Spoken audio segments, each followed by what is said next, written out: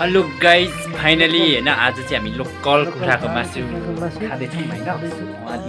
उहाँ दिदीले चाहिँ बाँड्दै हुनुहुन्छ जम्मा हामी चाहिँ कति 15जना छौँ होइन यहाँ गाइज 15 भएको छ है तपाईँहरू पनि खाने भए आउनुहोस् होइन खानु मन छ भने आउनुहोस् सम्पर्क गर्नु होला है यहाँ हाम्रो दिदी हुनुहुन्छ भान्से